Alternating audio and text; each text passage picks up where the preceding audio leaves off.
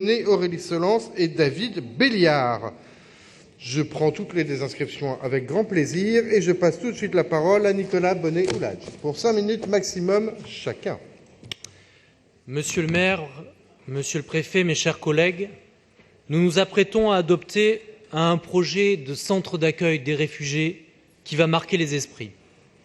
Ce centre d'accueil qui va permettre d'apporter des solutions concrètes à la catastrophe humanitaire que vivent des femmes, des enfants, des hommes qui sont venus depuis des années chercher refuge à Paris. Je rappelle qu'il a fallu beaucoup d'énergie pour en arriver là, beaucoup de luttes, de mobilisation aux côtés de nombreux Parisiennes et Parisiens, d'associations de militants. Il y a près de 2 ans, devant la halle Pajol, les élus communistes, d'autres élus de gauche et des militants politiques associatifs avaient dû s'interposer physiquement face aux forces de l'ordre pour éviter des violences. Les CRS, sous les ordres du gouvernement, n'avaient pas hésité à charger ces militants sans aucun ménagement. L'image est restée bien ancrée dans nos têtes. Dès cette époque, et même bien avant, les élus communistes étaient mobilisés sur la question des migrants. En juin 2015, en Conseil de Paris, je vous proposais par un vœu la création de lieux d'hébergement et d'un guichet unique pour la prise en charge des migrants dès leur arrivée dans Paris. Aujourd'hui, nous sommes entendus et cette proposition va se concrétiser dans les jours et les semaines à venir. Nous pouvons nous en féliciter. Madame la maire, chère Dominique Versini, sachez pouvoir compter sur les élus communistes face à l'impératif d'accueillir ces hommes, ces enfants, ces femmes dans des conditions dignes. Vous n'avez d'ailleurs pas oublié, lorsque vous avez approché Philippe Bouissou, le maire communiste d'Ivry, pour lui proposer d'accueillir un lieu d'hébergement dans sa commune. La ville d'Ivry, comme les quartiers nord de l'Est de Paris, ont toujours accueilli ceux et celles qui, en arrivant ici, n'avaient nulle part où aller. C'est l'histoire de ces villes et de ces quartiers, c'est aussi leur force.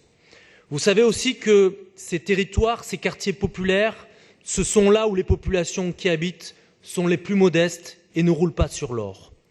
Mais les habitants de ces quartiers et leurs représentants politiques, qu'ils élisent majoritairement, ont une haute idée de l'humanité et de la solidarité.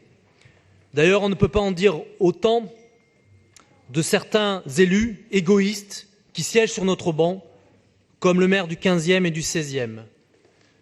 Je pense M. Gouchon, député maire du 15e, qui, accompagné de Jean-François Lamour, n'a pas hésité une seconde à repousser physiquement des familles qui devaient passer quelques nuits à l'abri d'un gymnase dans le 15e.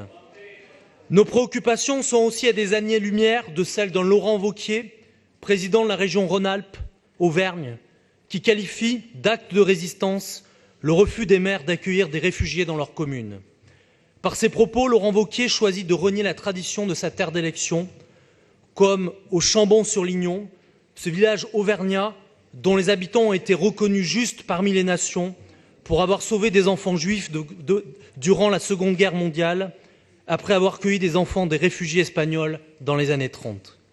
Je regrette d'ailleurs que ce triste personnage ait été accueilli avec les honneurs par Guillaume Pépi lors de l'inauguration de la gare SNCF Paris-Bercy et son changement pour sa communication personnelle, malgré un vœu que nous avions ensemble adopté au Conseil du 12e et au Conseil de Paris. Madame la maire, ma chère Dominique Versini et l'ensemble des élus de la majorité, nous pouvons être fiers de notre politique d'accueil. Et le message que nous portons s'adresse au monde entier.